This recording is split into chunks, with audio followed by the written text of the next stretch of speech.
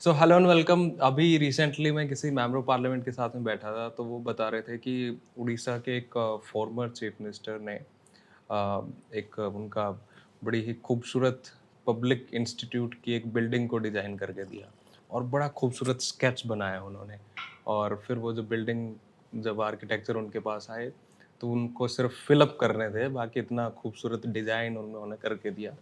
तो कई पॉलिटिशियन होते हैं जो पेंटर भी होते हैं, राइटर भी होते हैं और उनके स्केच भी अच्छे होते हैं और डिज़ाइनर भी होते हैं। So we have Chitra Singh along with us, Chitra Sarwara. Sarwara. Singh तो इनके फादर हैं एक्चुअली। सिंह मेरे हस्बैंड भी हैं। हाँ, दिग्विजय सिंह। हाँ। So how are you? I am great. Thank you for coming over today.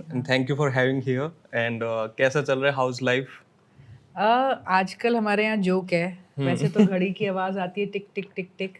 Haryana में आजकल चलता है टिकट टिकट टिकट टिकट। तो ये चल रहा है। Okay. That's how life is nowadays. तो पूरा शेड्यूल रहता होगा, तो फिर तो अलग अलग पॉलिटिशियन से मिलना और ये सारा। नहीं, I guess a lot of formalities are already done. आज की तारीख में स्क्रीनिंग कमेटी, सीईसी, बायोडेटास जा चुके हैं, सर्वेस जा चुके हैं, बूथ कमेटियों पे जो काम हुआ है वो जा चुका है। तो it's more or less there. I think average इंसान और व्यक्ति के लिए हरियाणा में अब इंतजार है। अच्छा। It's hour to wait. Okay. And आपका तो ऑलमोस्ट पक्का है अब की बार, या फिर गड़बड़ ना नहीं, हो जाए पिछली बार की तरह कुछ? We don't know, we worked हाँ। Hard and let's see what अच्छा। हैपेंस। ओके। सो मैं बात करना चाह रहा हूँ एनआईडी की। मेरे एक एंड दोस्त है, वो पढ़े एनआईडी अहमदाबाद में। सो हाँ, कैसा टाइम था वो आपका? और फिर एनआईडी हैदराबाद और सॉरी अहमदाबाद, और वहाँ से फिर पॉलिटिक्स और ये सारा, ये कैसे हुआ? Actually I was in sports school Rai Haryana के अंदर। हम्म। और एनआईडी उस वक्त हिंदुस्तान में अकेला डिज़ाइन इंस्टीट्यूट था। हम्म। और मुझे बड़ी खुशी हुई बाद में जान के कि इसकी स्थापना नेहरू जी ने करी थी। ओके। जब उन्होंने एक समय पे देखा था भी हिंदुस्तान को अगर हमें आगे लाना है, तो आईआईटीज़ की स्थापना हुई थी और हमारे एटॉमिक रिसर्च का भी वो बेस डाल रहे थे। तो उसी टाइम उन्होंने कहा कि डिज़ाइन एक ऐसी फील्ड है, एंड यूजुअली डिज़ाइन को फैशन से ही जोड़ दिया जाता है, जबकि everything from an ergonomic mug to a surgeon scalpel to ये सारी चीज़ों में डिज़ाइन होता है इसके पीछे। बिकॉज प्रॉब्लम सॉल्विंग उसको ह्यूमन के अकॉर्डिंग, सिस्टम के अकॉर्डिंग, सारे स्टेक होल्डर के अकॉर्डिंग कैसे बनाए। तो बड़ा नया फील्ड था। मैं आर्ट में थी, तो हमारे आर्ट टीचर जो होते थे स्कूल में, राइट स्पोर्ट्स स्कूल में, उन्होंने हमें इसके बारे में बताया। मैंने इसका एंट्रेंस एग्ज़ाम दिया और उस वक्त साल में तकरीबन 35-36 बच्चे ही लेते थे, क्योंकि अकेला इंस्टीट्यूट था। सो आई गॉट सिलेक्टेड। और मैं नहीं कह सकती हम बहुत ज़्यादा अवेयर थे उस टाइम में, हमें पता था ये फील्ड क्या है, कहाँ जाती है। मेरे पिताजी को था भी नेशनल लेवल का एक इंस्टीट्यूट है और बेटी ने क्लियर कर लिया है। ओह। और मुझे ये था कि भाई मेडिकल पीएमटी के टेस्ट होने से पहले इसका रिजल्ट आ गया था। अच्छा। तो मुझे उस वक्त लगा कि मैं पीएमटी नहीं कर सकती, ओह। मैं बड़ा मुश्किल है। तो मैं जैसे कि एक बच्चा सोचता है, जितनी हमारी उस तक सोच होती है, तो आई वेंट। बट कमाल का एक्सपीरियंस था। इट्स अ एजुकेशन जिसमें हर चीज़ को जोड़ लेते हैं। ओके। जस्ट लाइक हम फिल्म बनाते हैं तो उसमें प्रोडक्शन डिजाइन होता है, अलग यस अलग सारा होता है। यस यस तो यस। आपका उसमें मेजर किस चीज में था? मैंने इंडस्ट्रियल डिज़ाइन में करा एंड स्पेशलाइजिंग इन फर्नीचर। तो मैंने एक्चुअली लेथ पे काम करा है। मैं मेटल की लेथ पे पूरा काम कर सकती हूँ, लक्कड़, तरखानी, एवरीथिंग। Ceramic and all? हाँ, सेरेमिक एंड ऑल? सेरेमिक मेरा फील्ड नहीं था, बट अच्छा। आई हैड डन उसके अंदर मैंने जैसे वर्कशॉप्स करे थे। हम्म। तो बिल्कुल कर रखा है, घड़ा कैसे बनाते हैं, किल्न फायरिंग कैसे होती है, so all that. Plastics, metals, textiles, her field का एक बहुत कमाल का एजुकेशनल सिस्टम है। तो सीडब्ल्यूजी का भी आपने किया था शायद, कॉमनवेल्थ गेम्स का? कॉमनवेल्थ गेम्स में मैं एक फर्म के साथ थी, EDM design and consulting, and I was in the Delhi office. एक उनके प्रेसिडेंट थे यहाँ पे स्टेशन, उनके साथ I was heading the Delhi office. और हमारी फर्म ने कॉमनवेल्थ गेम्स के इमेज एंड लुक प्रोग्राम के लिए पिच किया। तो हमने उनका लोगो का बिड जीत लिया। अच्छा। लोगो वो सिलेक्टेड, और उसके बाद हमें पूरा इमेज एंड लुक के लिए साइन ऑन कर लिया गया था, विच मेंट कि स्टेडियम कैसा दिखेगा, मेडल कैसा दिखेगा, ट्रैक सूट कैसा दिखेगा, पोडियम कैसा दिखेगा, एयरपोर्ट कैसा दिखेगा। तो इन सब चीज़ों पे जो डिज़ाइन का हुआ, इट वाज ऑलमोस्ट 2 साल लंबा प्रोजेक्ट, बहुत इंटेंसिव प्रोजेक्ट था।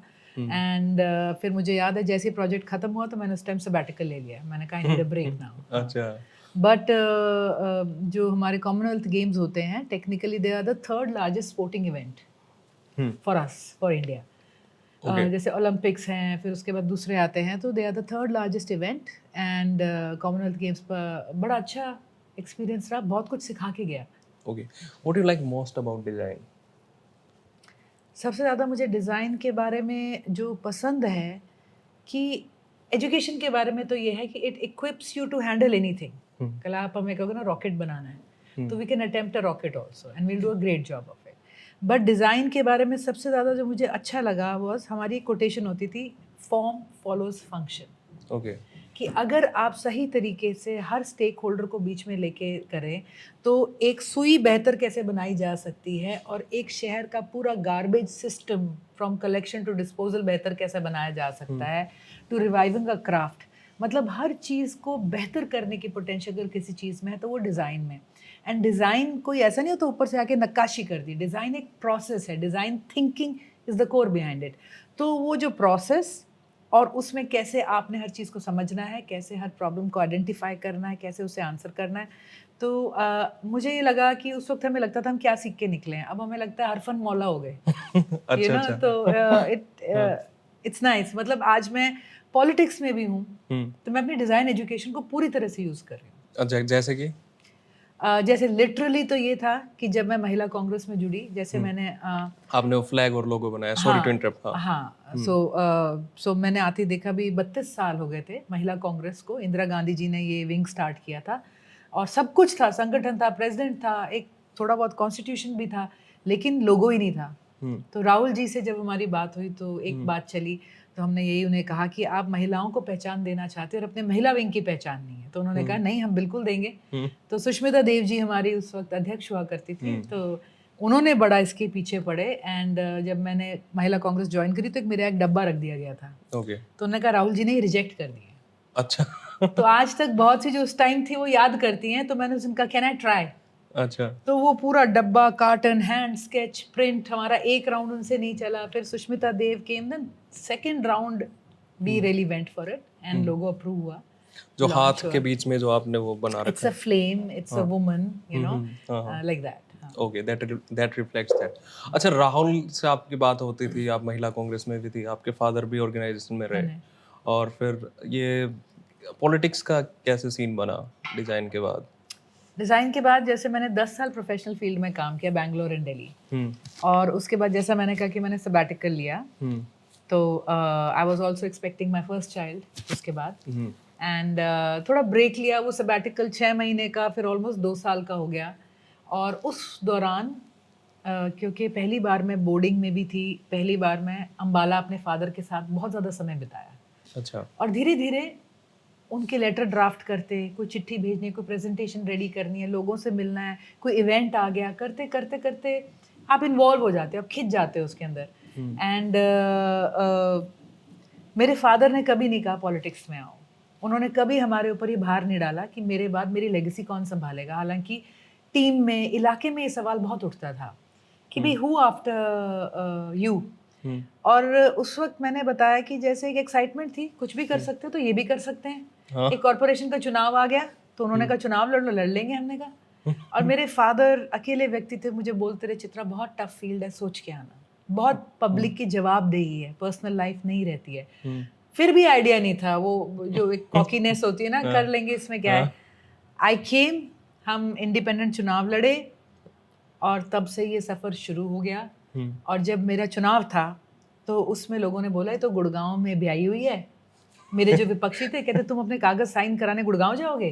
तो मैंने लंबी चौड़ी स्पीच, विजन तैयार करी थी। तो मैंने रियलाइज करा, उन्होंने कहा बहन जी सारे बोल रहे हैं आप चली जाओगे, मैं जहाँ खड़ी हुई मुझे बोले आप ना स्पीच में बस बोल दो, मैं जाऊंगी नहीं। तो ultimately by the end of it my whole speech was reduced to, मैं गुड़गांव नहीं जाऊंगी, मैं गुड़गांव नहीं जाऊंगी। और जब जीते तो मेरे फादर ने बोला अब तो चली मत जाना, तूने लोगों से वादा किया है। तो 5 साल बतौर एमसी ग्राउंड पे काम किया, गली नाली, झाड़ू, सफाई, bathroom, public, you know, tubewell, नाला, इन सब में काम करने के बाद पता नहीं कब से कब, एक जेन ऑस्टिन की लाइन है ना, I was already in the middle of it before I realized I had started. Oh, really nice. You So know, that was in 2013. वो चुनाव 2013, हाँ. MC वाला जो था. MC 2018 तक मेरा टर्म था. बीच में हमारे महिला कांग्रेस की जो प्रदेश अध्यक्ष थी उन्होंने मुझे कॉल करा, महिला कांग्रेस में काम करो. मैंने कहा आई डोंट नो संगठन क्या होता है. कहती मैं बता दूंगी. तो अपने फादर से अलग महिला कांग्रेस में एक बहुत जुझारू नेता के नीचे, सुमित्रा चौहान जी के नीचे मैंने संगठन समझा और संगठन पे काम किया. हमने महिला कांग्रेस को बड़ा एग्रेसिव और एक्टिव बना दिया था. We had lots of leaders. उन्होंने कहा तू नेशनल में जा. फिर उन्होंने मुझे नेशनल में धकेला. जनरल सेक्रेटरी नहीं बनी थी पहले तो. मैं कुछ भी नहीं थी. I was not even a secretary. तो उन्होंने कहा इसको कुछ दो. तो शोभा ओझा जी होते थे. क्या दें कहते इसको. कहते चलो सोशल मीडिया नहीं, इसको सोशल मीडिया दे देते हैं. तो वही डिजाइनर, हमने कहा हम करेंगे सोशल मीडिया.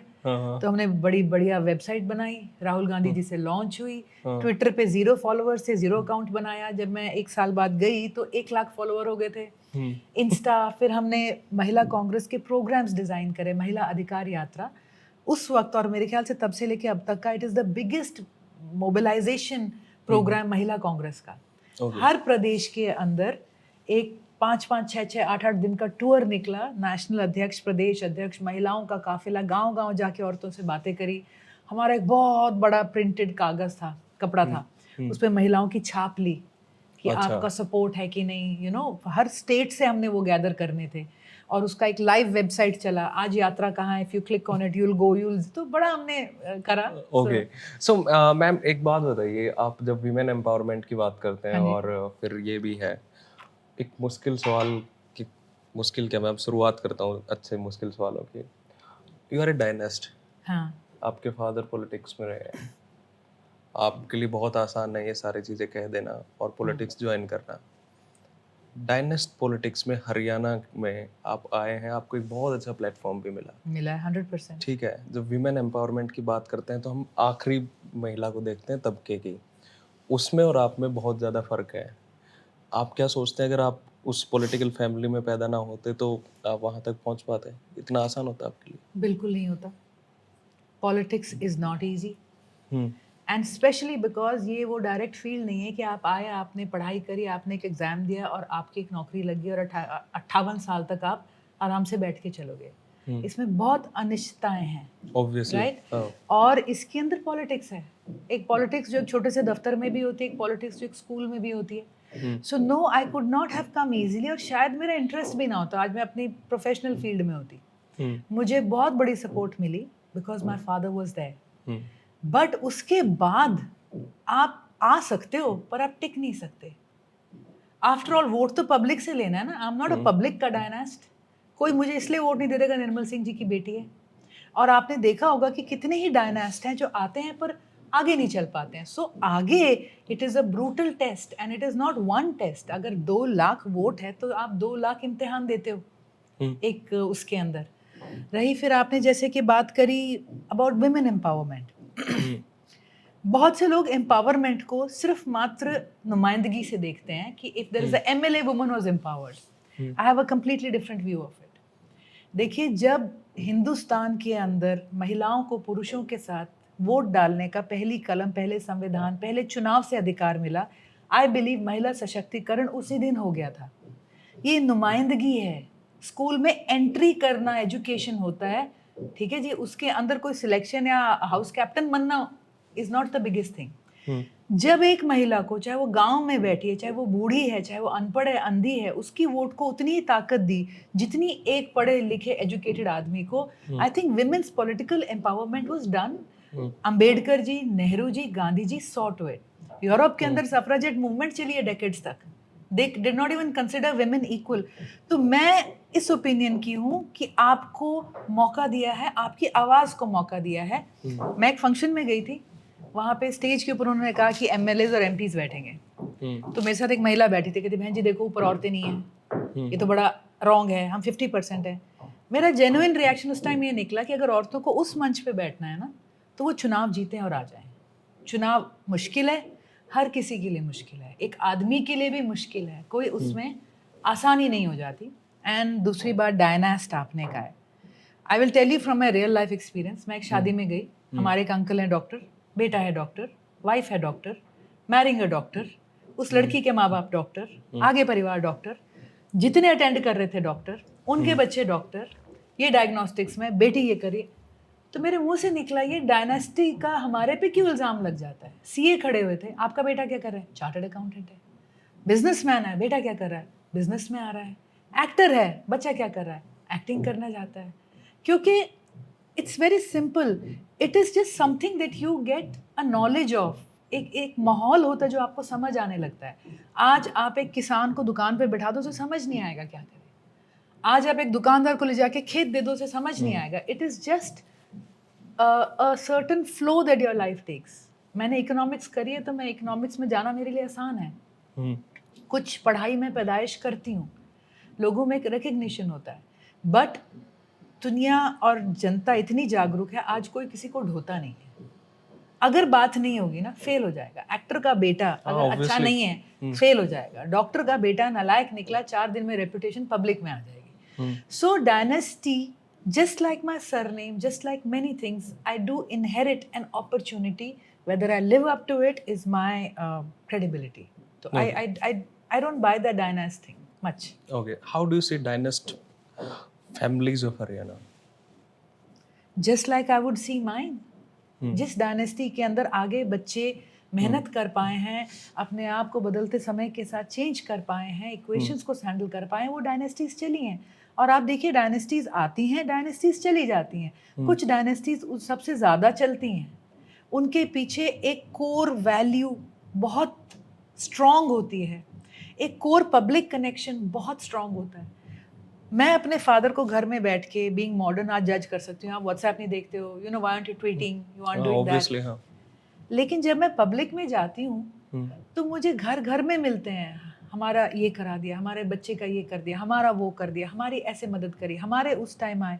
तो मुझे जाके अपने फादर का पब्लिक परसोना का स्केल पता चलता है। जो कहता है घर का फादर दाल बराबर, घर का नेता। तो it is not easy. How much you have to spend yourself. आपको कितना अपने आप को फेंकना पड़ता है, खर्च करना पड़ता है, उठाना पड़ता है, यू नो। तो I believe anybody who's lasted in politics, dynasty was not the only thing, there was capability behind it. Okay. And that should be acknowledged.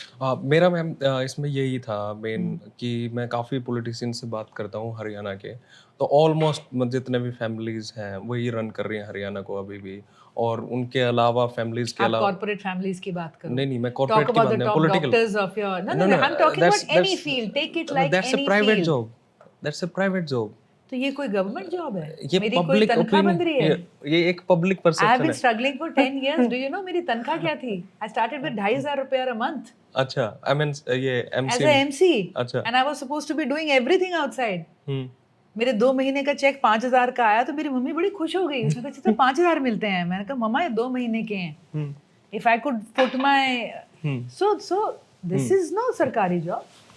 This is a private struggle. That you do it under a party's aegis is another deal. And sometimes you do it without that also. सबसे बड़ी struggle जब आप public में चले जाते हो, तो आपको उनके साथ करनी है, and it's a huge individual endeavor. Okay okay, let it be. अब जब कोई नहीं, इसको हम आगे क्योंकि मैं continue करते समझती हैं। हूँ कि politicians are the favorite flogging horses.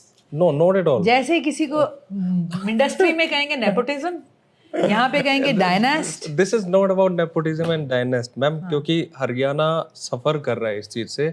और उसका भी सबसे एक सिंपल ये है कि जितने भी बच्चे होते हैं पॉलिटिशियंस के, उनको एक इजी एक्सेस होता है, एक इजी प्लेटफॉर्म होता है। तो जब आपने कांग्रेस ज्वाइन करी थी और जब आपने इसके अंदर ऑर्गेनाइजेशन में भी काम किया काफी, तो आपको पता था कि आपके ओपोनेंट जो है वहाँ पे, जो लोकल ओपोनेंट है, वो काफी हैवीवेट है बीजेपी, तो आपको लग भी रहा था थोड़ा कि स्ट्रगल करा ज्यादा होता है? होएगा, एहसास भी होता था, कई बार ख्याल भी आता था, बट कभी कोई रिग्रेट या ऐसा कोई क्वेश्चन नहीं था। That was my field. Lot of people sometimes would say आप कोई बदल लो विधानसभा, कभी दिमाग में नहीं आया। अच्छा, आई मीन ये हमारा एरिया है, इस एरिया की प्रॉब्लम के साथ हम खड़े हैं। या there is a big challenge. And what went wrong in 2019? जो टिकट का हुआ, फिर आपको निर्दलीय लड़ना पड़ा। Ticket went wrong. अच्छा, whatever were the reasons behind it, आज मैं कुछ भी कहूँ, मेरे आगे वो बात नहीं हुई। A lot will be speculative आज भी, जो भी इसके बारे में चर्चाएं चलें। टिकट नहीं मिला था, एंड द सेम थिंग कि टिकट पार्टी ने देना था, वोट पब्लिक ने देनी थी। तो Okay. चलो हमारा एक चीज़ हमें नहीं मिली, दूसरी भी stepped out, and thankfully lot of people stepped out, and thankfully around 45,000 voters stepped out. Okay. Just like your father said in an interview कि सोनिया गांधी भी चाहती थी चित्रा को टिकट मिले, पर शैलजा ने वो होने नहीं दिया। सो ऐसा कुछ आप, और उनकी अगली लाइन भी बड़ी इंटरेस्टिंग थी कि मैं वो था जो शैलजा को इनको यहाँ पे लेके आया था, उत्तरी हरियाणा में मैंने एस्टेब्लिश किया और इन्होंने Yeah, हमारे my साथ। father's had a huge role in that. जब वो पहली बार 2004 में आई थी, तो उन्होंने पूरी तरह से उनकी मेहनत करी। और उसके बाद 2009 में जब उन्होंने सेकंड इलेक्शन लड़ा, तो उस वक्त थोड़ा चैलेंज खड़ा हो गया था। तो उस पर भी हेडलाइंस थे अखबार के कि क्या निर्मल अकेला जिता सकता है शैलजा को चुनाव, यू नो। और ये भी आया था कि नग्गल विस ने बचाई लाज, क्योंकि जितना भी विधानसभा प्रधान जी की पुरानी कॉन्स्टिट्यूएंसी थी वो डिसॉल्व हो चुकी थी। देखिए, it's politics, I do not see the point of dwelling on it at the moment. It's done and dusted. हम we moved beyond that point. जब हमने उस दिन कांग्रेस भवन से बाहर पैर रखा और पब्लिक में रखा, तो our journey went ahead. By God's grace हमने कोई नेगेटिविटी में या बहुत ज़्यादा समय किसी उसमें नकारात्मकता में नहीं बिताया। गए, एकदम से चुनाव था, लोगों ने बड़ा प्यार और सम्मान दिया, हम सेकंड रहे। प्रधान जी was only short by 8,000 votes. दोनों जगह कांग्रेस का डिपॉजिट फोरफीट हुआ, लेकिन जो पब्लिक का थपथपी थी, थप्पी थी जिसे कहते हैं, वो बहुत बढ़िया थी। अच्छा, यू गेन्ड अराउंड 44,000। 44 प्लस। अच्छा, तो वो आपको लगा होगा कि हाँ, वो पावर, वो मजबूती तो है कि मैं बिना टिकट के भी अच्छा सा लगा, इतना कुछ हिसाब नहीं लगाया कि मेरे में मजबूती है कि ताकत है, बड़ा अच्छा लगा। लोग कहते थे तुम हारे हो कि तुम जीते हो, हम यूं घुमा करते थे उसके बाद। अच्छा अच्छा, ऐसा सीन था। अच्छा, फिर आप में गए, आप में गए आम आदमी पार्टी में। सो उनका वर्किंग स्टाइल और कांग्रेस का वर्किंग स्टाइल में आपको क्या डिफरेंस लगा? हमने, जब मैंने 19 में चुनाव लड़ा, तो आम आदमी पार्टी ने मेरा लोकल यूनिट्स ने फुल समर्थन दिया था। तो सुशील गुप्ता जी से पहली बार बात हुई, सारे कार्डर और वर्कर्स ने मेरा सपोर्ट किया। फिर हम एक इंडिपेंडेंट फ्रंट बना लिया था। बहुत बार बात चलती थी, ज्वाइनिंग की नहीं ज्वाइनिंग की, ज्वाइनिंग की नहीं ज्वाइनिंग की, पर हमारा एक रिश्ता बना रहा सुशील गुप्ता जी के साथ। 19 के बाद 2020 में अंबाला शहर में निकाय का चुनाव आया। मेयर इंडिपेंडेंट थी, सारे कॉरपोरेटर्स हमारे खड़े हुए थे। तो उस चुनाव में भी आम आदमी पार्टी ने हमारे फ्रंट का, एचडीएफ का समर्थन कर दिया था। Okay, alright. So we had this working together system for a while. और फिर 2022 में ये हमारा फॉर्मलाइज हो गया कि लेट अस जॉइन आप। और एक उनका बड़ा कॉरपोरेट स्टाइल ऑफ वर्किंग है, ट्रेडिशनल पॉलिटिक्स से नहीं उठे हैं, तो उनका अपना नज़रिया है, अपना तरीका है। बहुत कुछ सीखने को मिला, how they work, how they try to make things more accountable, and एक पैरेलल सिस्टम ऑफ विजिलेंस। बहुत सी चीज़ें हमें कांग्रेस में भी आके देखने को मिली। संगठन पे बहुत उनका स्ट्रेस रहा, हालांकि उनका भी अभी इतना कोई बना नहीं था, but the plan was there. और तो काफी कुछ, it was a nice experience. Okay, इसमें हम जैसे विधानसभा के चुनाव हुए थे पंजाब में, उसके जस्ट बाद आपने ज्वाइन किया था, जो वहाँ पे एक बड़ी करंट वेव बह रही थी हरियाणा में कि हरियाणा में भी आओगी या आम आदमी पार्टी वाली सरकार, और ऐसे कह रहे थे लोग। तो क्या वो थोड़ा जल्दबाजी में लिया गया डिसीजन था? नहीं, I don't think so. We had been in talks with them for almost 2 years by that time. 19 से लेके 22 में जाके अप्रैल में जब ये बात हुई है, तो we had been in talks and in relation with them for very long. तो एक मात्र फॉर्मलाइजेशन था। एक ये लग रहा था भी इलाके की अगर लड़ाई वगैरह करनी है तो how will things consolidate up. ठीक है जी। तो हमारा तो ये था कि we had already been walking parallelly, एक फॉर्मलाइजेशन उस बात की हुई। और आई गेस आपका नेक्स्ट आएगा फिर अलग क्यों है। नहीं, वो हरियाणा एचडीएफ पे मेरी बात करनी थी मेरे को। तो आपने जैसे नई पार्टी बनाई एचडीएफ, तो एक नई पार्टी बनाने के लिए आपको बहुत दिमाग से मजबूत होना पड़ता है, एक आपका विजन होना चाहिए और आपको हजारों चीजें चाहिए, हजारों रिसोर्सेज चाहिए। तो आपको क्या लग रहा था कि भाई एचडीएफ क्यों, या फिर कोई और ऑल्टरनेट नहीं था? नहीं, इट इज, हमने जो चुनाव लड़ा ना, हमने इंडिपेंडेंट लड़ लिया। 1 लाख से ऊपर वोट एग्रीगेट हो गया। 2 विधानसभाओं में एकदम गरम आपका कार्यकर्ता खड़ा है। ऑलराइट। आप कब तक इंडिपेंडेंट उसमें चलोगे? उस सिस्टम को एक रूप देना बड़ा जरूरी होता है। We are a team, so we all mutually decided let's give it a shape. Okay. क्योंकि जब हम चुनाव लड़े तो हमारा कोई जिला अध्यक्ष, प्रदेश अध्यक्ष, देश अध्यक्ष, सेक्रेटरी, वार्ड, जोन नहीं था। बट वो बिखराव की स्थिति में everybody starts feeling a little clueless. You have to bring structure and system to it. चुनाव के बाद हमने नवंबर में, अक्टूबर में जब चुनाव हो गया कि भाई चलो लेट्स, अभी जो हमारे पास बॉडी है इसको कोई रूप दें, कि एक Okay. सिस्टम हो काम करने का, मैसेजिंग का, प्रोग्राम्स का। और एचडीएफ के तहत हमने बहुत काम किया। ओके। मार्च आते ही कोरोना लग गया, हाँ, कोविड हो गया था। और कोरोना के दौरान 2 विधानसभाओं में तो कम से कम हमने किचन्स चलाए, पीपीई किट्स करे, मेडिकल एड और हेल्प करी, हेल्पलाइन नंबर्स करे, ऑक्सीजन सिलेंडर्स के लिए भी हमने हेल्पलाइन और सारा का सारा कोऑर्डिनेशन करा। तो we did a lot of work at that time okay. As HDF. आपने शायद एमसी भी लड़ा था एचडीएफ के साथ में, आपकी पार्टी ने, उसमें से अंबाला शहर बताया ना मैंने आपको, नहीं नहीं नहीं, एचडीएफ ने शायद 13 जगह पे निकाय चुनाव लड़े थे। No no no no, only in city. अच्छा, ओनली इन सिटी। तो मेयर हमारी जो थी वो 3rd नंबर पे आई थी। पहले विनोद शर्मा जी थे, फिर भाजपा थी, फिर हम थे, फिर कांग्रेस की मेयर थी, और हमारे 2 पार्षद जीते थे उस टाइम। ओके मैम, एक निर्मल सिंह जी ने करीबन 5 से 7 साल या 10 साल के आसपास एक राजनीति की कि नॉर्दर्न हरियाणा को रिप्रेजेंटेशन नहीं मिल रही है, एक उनको वो पहचान नहीं मिल रही। तो हिसाब लगाओ रैली भी होती थी, हिसाब चुकाओ रैली भी होती थी। तो वो जो रिप्रेजेंटेशन की आप बात कर रहे हो, what do you mean by that representation? That representation, जब प्रधान जी एक गांव की राजनीति, एक टीचर के बेटे थे, उठ के ऊपर जब गए तो उन्होंने फिर ये देखा कि जब नौकरियां आती थी, आवेदन भरे जाते थे, पर जब लिस्ट आ रही थी तो सारी की सारी लिस्ट में इधर का कोई बच्चा ही नहीं था। जब डेवलपमेंटल प्रोजेक्ट्स की बात होती थी तो इधर फंड्स कम आते थे। तो उस वक्त उन्होंने हिसाब लगाओ की बात करी थी, चौटाला जी की सरकार थी उस टाइम।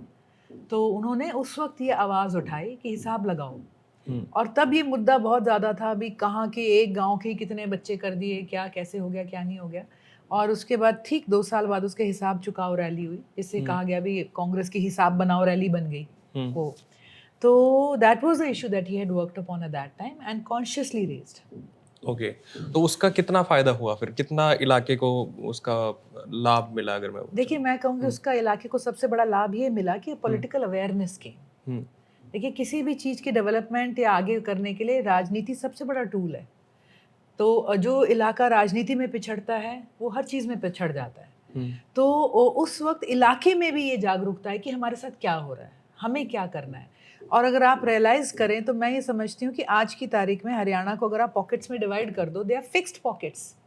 एक पॉकेट है जो असल में सरकार बनाती है, वो है नॉर्थ हरियाणा की। ये जो नॉर्थ की सीटें हैं, 28-29 सीटें जौन सी हैं, जहाँ पे जिस पार्टी को यहाँ की से बल्क वोट मिलता है उसी की स्टेट में सरकार बनती है, बिकॉज बाकी एरियाज आर फिक्स्ड। ठीक है। अगर आप वेस्ट लें, आप सेंट्रल लें, आप साउथ लें। जब 14 में तकरीबन 27-28 सीटें भाजपा की आई तो भाजपा की सरकार बनेगी। जब यहाँ पे इनेलो को वोट पड़ेगी, इनेलो की सरकार बनेगी। जब यहाँ मेजोरिटी कांग्रेस को सरकार पड़ेगी, कांग्रेस की। और जब यहाँ पर मिला जुला मैंडेट आएगा तो पूरे हरियाणा में मिला जुला मैंडेट आएगा। तो ये जरूर है कि इस इलाके ने कभी अपने आप को बांधा नहीं किसी एक खूंटे के साथ। दे change, but when they change the politics of Haryana changes. तो आई थिंक कहीं ना कहीं एक पॉलिटिकल अवेयरनेस उठाने का काम उस चीज़ ने ज़रूर किया। ओके मैम, अभी आप कांग्रेस में हैं, what is your definition of Congress? How do you see Congress, Indian National Congress? I see Congress as a idea that is inclusive, alright. और जो इंक्लूसिव होता है ना, उसकी बाउंड्रियाँ नहीं होती हैं, अनफॉर्चुनेटली। मैंने तो इसको भी जगह देनी है, मैंने उसको भी जगह देनी है। जब मैं अपने आप को ना से डिफाइन करूं तो बड़ा आसान हो जाता है। हम ये नहीं करेंगे, हम इनको जगह नहीं देंगे, हम इनको मान्यता नहीं देंगे, हम इनको आवाज़ नहीं देंगे, हम इनको रिजर्वेशन नहीं देंगे, हम इनको स्पेस नहीं देंगे। तो that becomes a lot easier to define. जब मैं एक चीज़ पे आती हूँ, जब मैं कहती हूँ कि भाई मैंने सबको साथ रखना है, तो it's like bit like my boundaries become a little fuzzy. But Congress is a inclusive force that does try to answer the requirements of those at the bottom of the pyramid. I see Congress as somebody who, beyond all political challenges, still tries to maintain a balance. जो ethos पुराने थे, उन पे आज भी राहुल गांधी जी बात करते हैं। सुनने में मज़ा नहीं आता होगा, जनगणना होएगी, ये होएगा, सबकी बात होएगी, अनकंफर्टेबल क्वेश्चंस होंगे, कॉर्पोरेट वर्ल्ड के खिलाफ बात होएगी, कोऑपरेटिव की तो कोई बात ही नहीं करता है। Hindustan doesn't need a corporate model, doesn't need consolidation. We need a corporate cooperative model, you know. तो उन बातों पे कोई बात नहीं होती. I see Congress as a force which might not be very easy to define, which might not be very exciting and clear. मैं हिंदू हूँ मैंने लिख दिया, पर I'm a practicing Hindu. I don't need to put a sticker on my car. पर जिसने sticker लगा दिया उसके लिए आसान हो गया. मेरे पे सवाल खड़ा हो गया तुमने स्टिकर नहीं लगाया. अब मैं हर रोज जोत भी करती हूँ, मैं टीका भी लगाती हूँ, मैं हर वो भी करती हूँ. So I believe Congress as inclusive, maybe softer, but definitely more progressive alternative. And what's your opinion about Haryana Congress, जिस तरीके की उसमें इंक्लूसिविटी है, सबको साथ में भी सब लोग अलग अलग धड़ों में बटे हुए हैं, जस्ट लाइक देखिए जी, एक घर होता है, सारे मन बना के साथ चलते हैं. जब मैं कहूँ मेरा हिस्सा रो गए मेरा हिस्सा, तो घर को भी नहीं बचा सकते. All right, but the fact that Congress today has emerged as a dominant force, the fact कि पिछले 10 सालों में किसी पॉलिटिकल पार्टी ने अगर भाजपा को हरियाणा में सवाल करा है, तो that has been Congress. विपक्ष आपके समक्ष ले लो या जितने भी थे, जितने भी कैंपेन्स रहे, और जो कमबैक हरियाणा में कांग्रेस ने करा है, पूरे देश में नहीं करा almost. All right, 50% of the votes अगर हम यहाँ पे लेके गए, तो मैं समझती हूँ कि Haryana Congress is going through a revival for the better. और जो भी आगे निकल के आएगा will be much stronger and much more United. जैसे योगेंद्र यादव कह रहे थे अभी कि मैं हरियाणा में घूम के आया और मुझे वहाँ पे लग रहा है कांग्रेस की अच्छी खासी वेव है वहाँ पे, और बीजेपी कांग्रेस को वहाँ नहीं हरा सकती प्रेजेंट मोमेंट में. और जो कांग्रेस को कोई हरा सकता है तो वो है खुद कांग्रेस, क्योंकि वो आपस में ही इतने अलग अलग नेता बने हुए हैं, उनकी फिर गुटबाजी है. और आज ये आपने प्रॉब्लम भाजपा की भी है. आपने आपने उसको फेस भी किया था आपने. तो हमने करा है face. I will not say कि we haven't faced it, we have faced it. और अब की बार ये है कि भी जो बात एक मेरिट की करी जा रही है, इट इज़ समथिंग जो कांग्रेस में पहले नहीं करी गई. और जब मेरिट का क्राइटेरिया आता है तो लाइफ इतनी सिंपल लगती है. जिसने 5 साल मेहनत करी है, जिसने ग्राउंड पे कर रखा है, अगर वो वही आंकड़े कंसिडर करे जाएं, then frankly every other conversation goes out. अगर आज कोई सिर्फ इसलिए किसी को टिकट नहीं देता कि वो एक गुटका है, तो मैं कह रही हूँ वो भी एक पर्ची चल रही है. Merit is the only thing which should be talked about. आज कोई किसी को इसलिए नहीं देता है कि हमने ना इस कास्ट में काफ़ी टिकटें दे दी हैं. So you are not going on merit. आप भी एक ख्याल अपनी एक उस पे, वो भी एक पर्ची चल रही है. पर जो बात बार बार राहुल गांधी जी से लेके, भूपेंद्र हुड्डा जी से लेके, कैप्टन अजय यादव जी से लेके, बाबरिया जी से लेके, जो एक बात सबने कही है कि this time only merit will be considered. I think that is the new Congress. और अगर ये आई तो इसको फिर हटाना या उखाड़ना बहुत मुश्किल हो जाएगा. What is your vision for your constituency?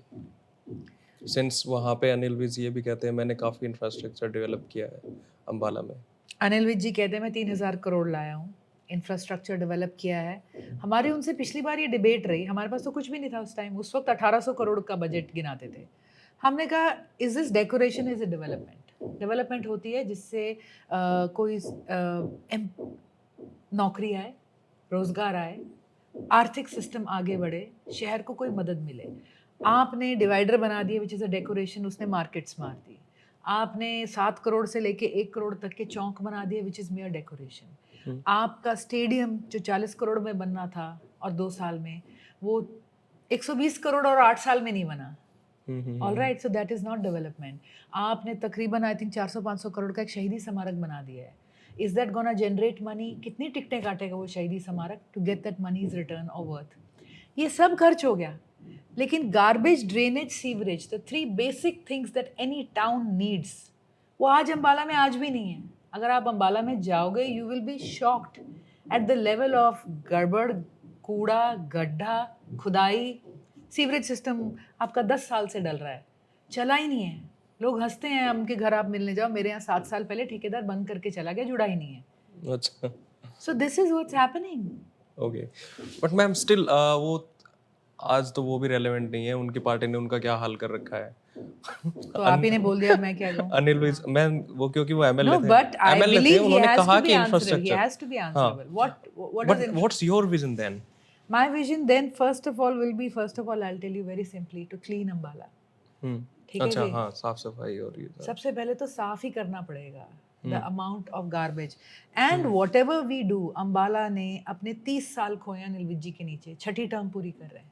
Hmm 30 years, मतलब वो लोग भी हैं जो जवान थे और आज बूढ़े हो चुके हैं अम्बाला में। अम्बाला की सड़क नहीं बनी है, कूड़ा नहीं उठा है। So whatever we do will have to do it step wise. So we start with sewerage, drainage, garbage, and at the same time you work on common facilities. जैसे हमारे कॉरपोरेशन में बड़ा इशू है, रजिस्ट्रियाँ खुली नहीं हुई हैं आज तक, फ्री होल्ड का मुद्दा अभी भी लटका हुआ है। तो a concerted effort on those, and Ambala के अंदर how to generate jobs and money. मैं समझती हूँ उसके लिए मार्केट को जो चाहिए उनको वो दो, और हमारी साइंस इंडस्ट्री को जो चाहिए in collaboration with them work on those policies. Okay ma'am, आपके ग्रैंडफादर उर्दू टीचर थे? इंग्लिश, इंग्लिश और उर्दू या उन्होंने फिर? कंबाइंड पंजाब टॉप किया था इंग्लिश में। अच्छा अच्छा। हाँ, no he taught English I think. Urdu तो नहीं पढ़ाते थे। अच्छा उर्दू या इंग्लिश, चलो इंग्लिश होंगे हाँ, क्योंकि मैं पढ़ रहा था वहाँ पे उर्दू भी लिखा हुआ था। आपके मेमोरीज आपके ग्रैंडफादर की हैं। बताओ कुछ इंटरेस्टिंग सा। आप कहाँ से माइग्रेट करके आए थे? हमने माइग्रेट नहीं करा था। हाँ जब मेरे फादर ने टॉप करा था तो उनको पढ़ाने के लिए लाहौर साइड भेज दिया गया था। अच्छा, वहाँ पे चले वहाँ गए पे थे वो। जब पार्टीशन हुआ तो वो वहीं पे स्टेशन थे उस टाइम, तो फिर भाग के वो वापस आए।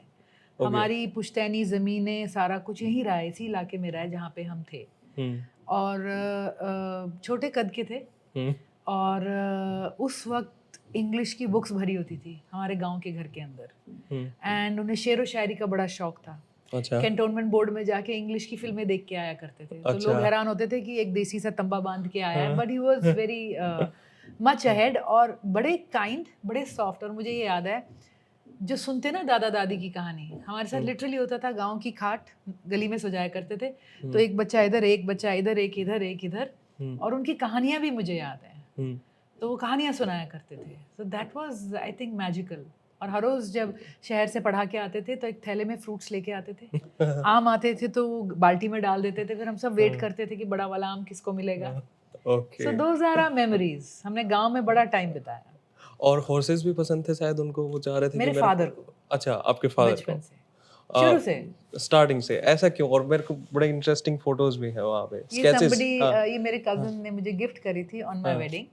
He is okay also into horses. Okay. And मेरे फादर जब हम छोटे छोटे होते थे घोड़ी लाए थे, लैला। अच्छा ले। तो बड़े प्यार से उसको रखा करते थे, लैला की राइड करते थे। हाँ। फिर धीरे धीरे उन्होंने हॉर्स ब्रीडिंग में मेरे फादर चले गए। We started a stud farm.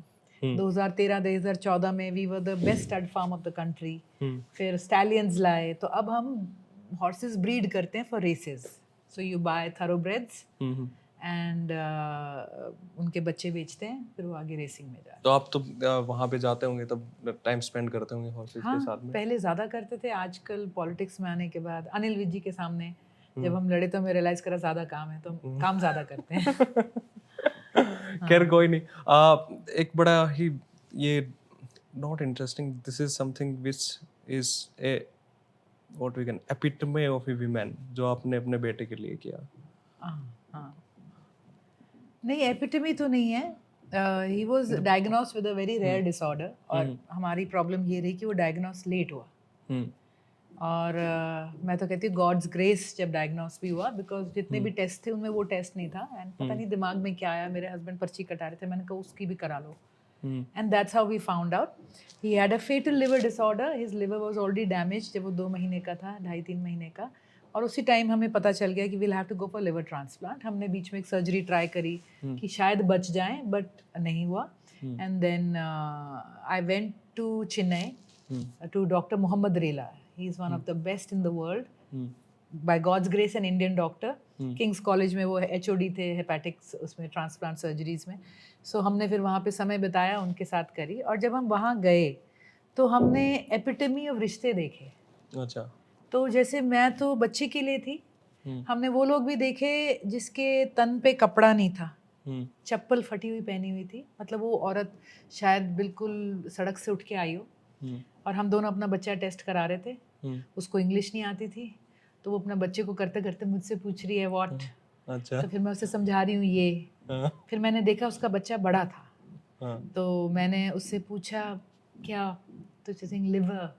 अच्छा। फिर मैंने उससे कहा लेट हो गए तुम। उसने कहा पैसा नहीं है। Because it's expensive surgery. और मैंने उस परिवार की स्ट्रगल देखी जी।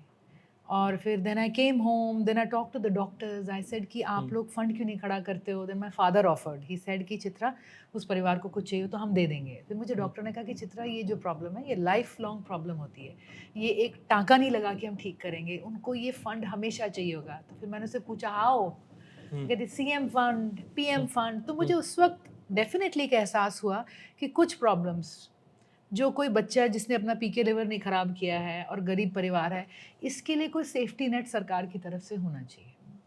ओके। और वहाँ पे हमने देखा कि चाचा भतीजे के लिए दे रहा है, मैं तो अपने बेटे के लिए दे रही थी। और हमने देखा कि साली जीजे के लिए दे रही है। आप ये अच्छा। देखिए ना, when you go on to a table तो एक डर होता है, पता नहीं मैं जिंदा लौटूंगा नहीं लौटूंगा।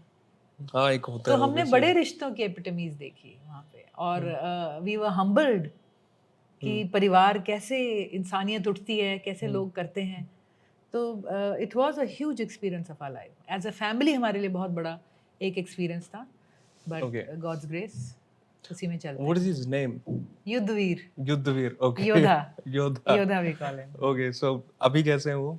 अभी गॉड्स, कौन सी क्लास में है? He is in first. अच्छा। हाँ, ही इज कहाँ living up to his name. कहाँ पे पढ़ते हैं वो? अंबाला है, मेरे अच्छा, साथ ही हैं। आपके हाँ, साथ ही दोनों बच्चे अंबाला। हैं, मेरी एक बेटी है उससे बड़ी। अच्छा अच्छा। हाँ, और तो ये कैसे मैनेज हो जाता है ये सारा पॉलिटिक्स एंड बच्चा एंड ऑल सारे? I देखिए, mean, जब मैं जॉब कर रही थी गुड़गांव में, मैं 7 बजे निकलती थी और मैं रात को 7 बजे घर घुसती थी। हम्म। पॉलिटिक्स में रहते हुए मैं इससे ज़्यादा अपने घर हूँ।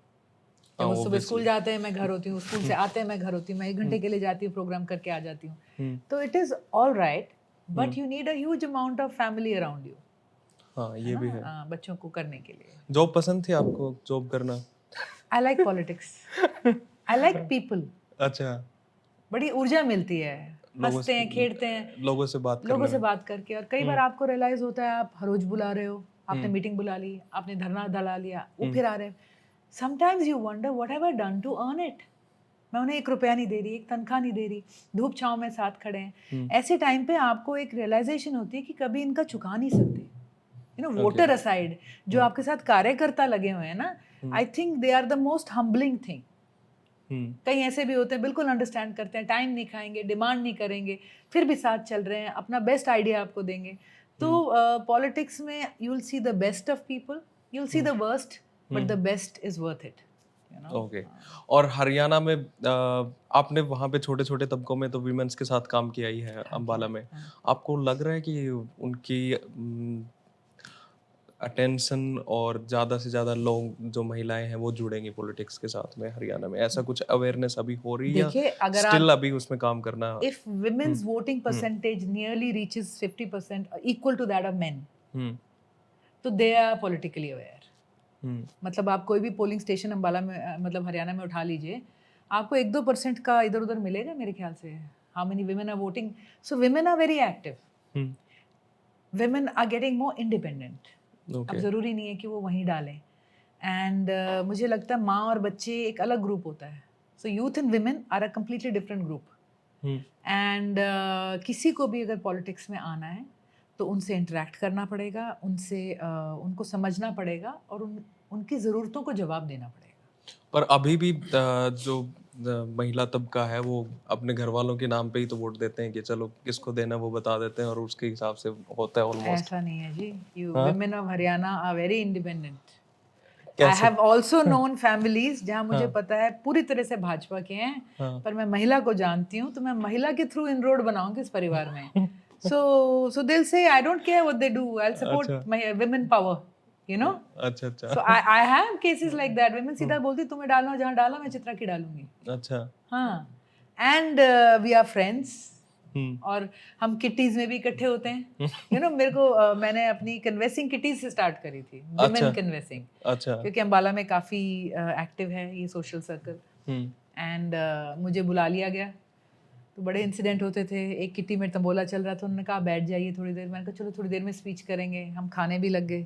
फिर किसी ने बोला ये नहीं दूसरी किटी है उस कमरे में हमारी, यू नो, कहीं और ही बैठ के खा लिया। तो it's fun, women are fun. Ambala कैसे अलग लगता है आपको और पूरे हरियाणा के शहरों से? एक जैसे तो कि अंबाला, निर्मल सिंह जी कहते हैं कि जब हमारा ये सारा पंजाब से हम अलग हुए तब कम से कम ये जगह फर्टाइल तो थी, थोड़ी डेवलप्ड तो थी, तो उस मायने में भी और वैसे भी कल्चरली भी वो थोड़ा डिफरेंट है। कल्चरली भी वी आर डिफरेंट। हम्म जैसे मैं जींद में एक बार कन्वेंसिंग करने गई, हम्म तो यस उनका जो लैंडस्केप है थोड़ा हम्म मुझे वैसा लगा। माहौल भी थोड़ा सा डिफरेंट है। हम्म विमेन वर्क अ लॉट, बहुत काम करती हैं, पर थोड़ा सा मुझे ऐसे ऐसे कल्चर में फ़र्क है। अम्बाला में कुछ बात है कि कोई आर्मी अफसर यहाँ सर्व करके जाता है तो वो यहीं रह जाता है। पंजाब हरियाणा का एक बेस्ट ऑफ मिक्स है। women enjoy a lot of freedom and space.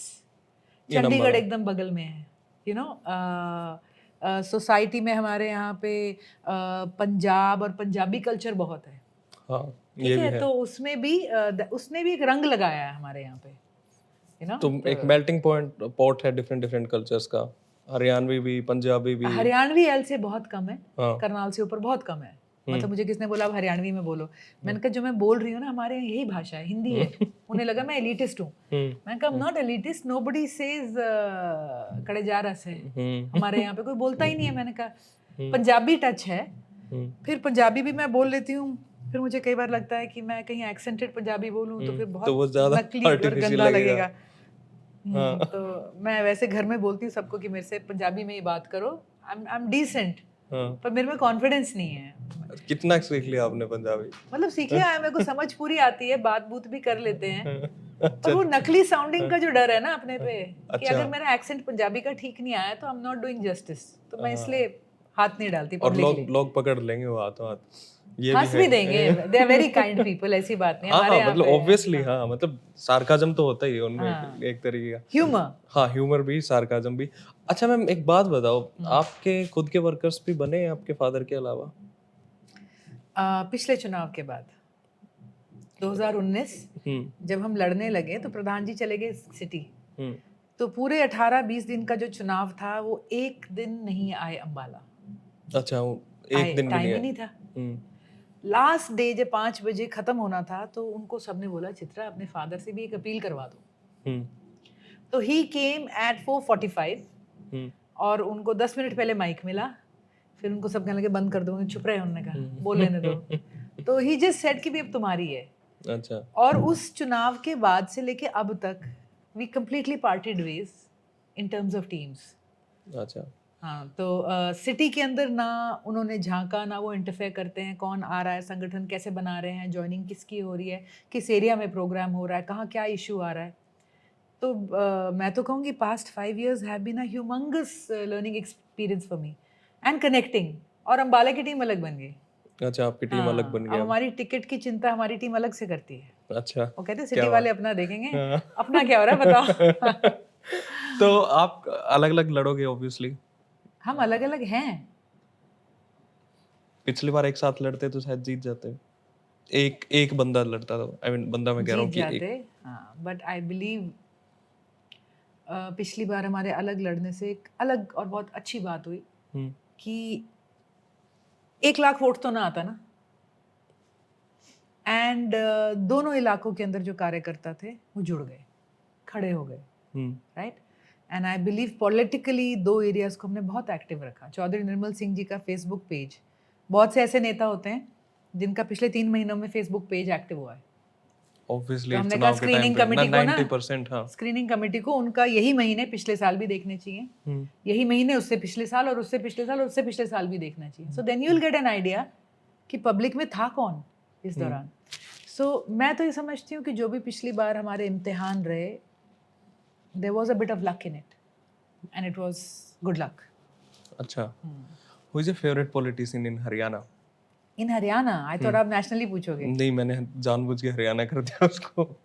Nationally मुझे पता है, कौन? यही राहुल गांधी एंड ऑल। मुझे नेहरू जी सबसे पसंद हाँ है। मैं मेरे को पता है उसी फैमिली से। नॉट फैमिली, हाँ। I think he is a phenomenally dynamic man.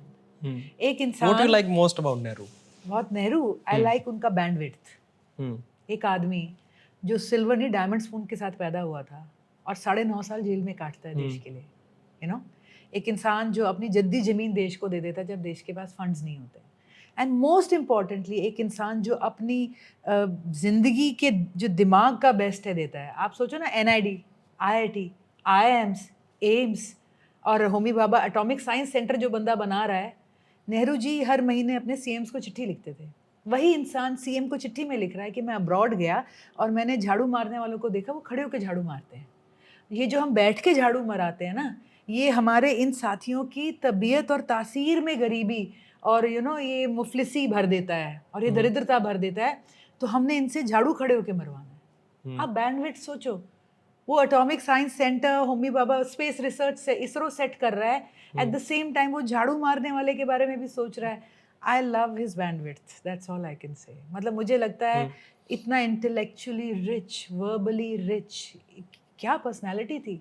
देखो चैलेंजेस हर किसी के होते हैं और जिसमें कट्टरपंथी ना हो, you know, he was Congress, I will say. And Haryana? Haryana में क्या कहूँ, वैसे आई विल टेल यू, मैं ये नहीं कह सकती कि पुराने उनका क्या था। I find Dipendra ji very inspiring कि एक इतने बड़े परिवार में, इतने बड़े सिस्टम के हेड पे एक इंसान पैदा हुआ और उस इंसान ने जिस तरह से मिट्टी में घुस के काम किया है। देखिए मैंने ना अब की बार तो देखा, वो डोर टू डोर अपने इलाके में, वैसे तो वो करते रहे हैं अथक, मतलब कोई दिन प्रोग्राम नहीं था जब वो 2 बजे नहीं सो रहे थे। महिला कांग्रेस की यात्रा जब निकली तो हम उनके साथ थे, महिला अधिकार यात्रा। उन्होंने एक गांव में रात के 12 बजे कोई प्रोग्राम कराया होगा और वो सारी औरतें बैठी हुई थी और वो बिल्कुल फ्रेश थे और हमारा बुरा हाल हो चुका था चलते चलते। और ये डेली का है और आपसे यहाँ से चले, इससे भी बात, उससे भी बात, इससे भी बात, उससे भी बात, उससे भी बात। तो मैं सोची थी where does the energy come from. और जब ये लोकसभा आया तो लोकसभा में वो ऑलरेडी फेब में डोर टू डोर कर रहे थे।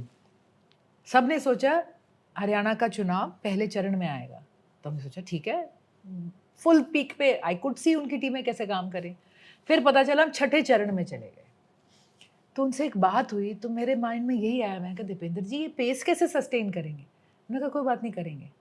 और उन्होंने वो पेस जब तक छठे चरण का चुनाव नहीं हुआ तब तक करते रहे। मतलब so much of hard work, he doesn't take anything for granted and he is yet to become the leader that he will. अभी तो अभी वो अपने ग्रोइंग फेज में है। What do you mean by that? Politically, I'm asking. Politically I mean कि जब भी हम बड़े बड़े नेताओं को देखते हैं, भूपेंद्र हुड्डा जी का क्या है, ठीक है, भजन लाल जी क्या थे, बंसी लाल जी क्या थे, देवीलाल जी क्या थे, बड़े एक कंसोलिडेटेड एक वो निकल के आता है। Deepender ji with time will be one of the people that Haryana Congress I think will remember, but with time as he grows further and he gets the space to grow. मतलब अभी इत्मीनान से उनको काम करना है और जब टाइम वो आएगा इत्मीनान से काम कर रहे हैं, काफी इत्मीनान से काम कर रहे हैं। Do you like his speeches? Is he a good orator? He is a connected orator. जब अम्बाला आए अभी तो वो जो देते हैं ना, क्राउड से चीखें निकल के आती हैं। आई रियलाइज्ड मेरे में वो नहीं होता है, मेरे में ताली बज जाती है। और जैसे कहेंगे भाई ये हरियाणा है, तो लोग समझ जाते हैं, आगे से ही रिस्पॉन्स आता है फिर आगे क्या हो रहा है। तो दैट वे यस। उसमें भी मैम आप हो सकता है आप इसमें मेरे को कॉन्ट्राडिक्टरी बात हो कोई, पर अगेन मैं यही सोचता हूँ उनके बारे में भी कि वो अपने फादर की वजह से मतलब 4 बार 5 बार एमपी बन चुके हैं और स्टिल उनको भी काफ़ी अभी फ्लरिश करना है पॉलिटिकली भी, अपने आप को काफ़ी स्टेब्लिश करना है। और हो सकता है अभी तो ये भी हो रहा है कि हो सकता है वो चीफ मिनिस्टर भी बन जाए। I think chief minister Bhupinder Hooda ji का ही आज तक जो लोगों के मन में है। देखिए बड़ा डिबेट होता है, कांग्रेस का नाम आता है, हुड्डा जी का नाम आता है। Hooda ji means Bhupinder Hooda ji. And yes he was a dynast, but he is the hardest working dynast हाँ, वो काम करते हैं, काम इन द करते हैं। Whole country. And if hard work doesn't get it, what gets it? ये भी है। अगर वो कहते हैं अच्छा वो तो खाली स्पीच अच्छी देते हैं जी, काम थोड़ा करते हैं, अच्छा वो स्पीच अच्छी भी नहीं देते, चलो वो तो सिर्फ उनके बेटे हैं जी। तो but he is ticking all the things, you know. And what's your opinion about prime minister? Narendra Modi ji, हाँ, कुछ 1-2 क्वालिटी भी बतानी है। Quality, he is changed the politics of India और he is great at managing and marketing things. उन्होंने बहुत से parameter बदल दिए हैं, है ना। he is definitely hardworking from what we hear. He is very hardworking. So yeah, those are the good things I think. तो उनसे कांग्रेस क्या सीख रही है फिर भी या आप लोग भी मैनेज करना या मैं समझती ऑर्गेनाइज हूँ करना? सबसे खूबसूरत चीज़ जो किसी इंसान को मिल सकती है वो विपक्ष है, हम्म, क्योंकि जब तक विपक्ष नहीं आता ना तब तक आप डेवलप नहीं होते हो, हाँ ऑब्वियसली। राइट? और जितना बड़ा विपक्ष रहेगा हम्म, उतना ही आगे से निखर के और उभर के हम्म, इंसान पक्ष में आता है। मतलब पक्ष विपक्ष इज वेरी सब्जेक्टिव, हाँ हम मतलब obvious, जो भी हाँ। कहें, है ना, उनके लिए हम विपक्ष हैं। हम्म, सो आई बिलीव जो स्ट्रगल्स रहे हैं उसने कांग्रेस को मजबूर किया और स्पीड अप कर दिया अपने आप को इवॉल्व और अडेप्ट करने में, which was needed. And I think जैसे कहते हैं ना, किसी हीरो के लिए एक विलन होना बहुत ज़रूरी होता है, हाँ। ठीक है जी। तो राहुल गांधी जी जो आज उभरे हैं, hmm, we wish we Modi ji to be thanked for that. मेहनत तो उन्होंने भी की, राहुल ने, बहुत करी है। पिछले 2 साल में तो। और देखिए कोई तपस्या कभी व्यर्थ नहीं जाती।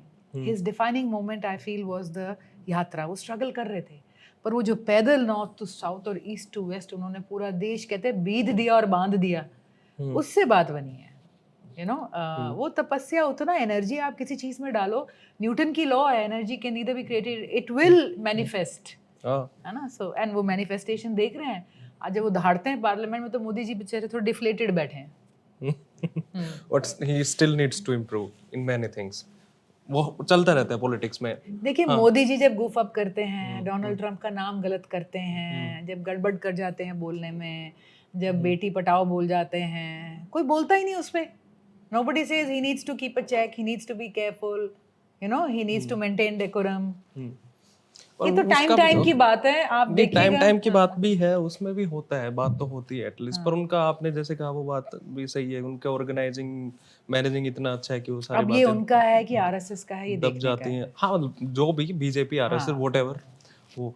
ओके मैम, सो लास्ट में आप क्या कहना चाहोगे अंबाला के लिए, हरियाणा के लिए?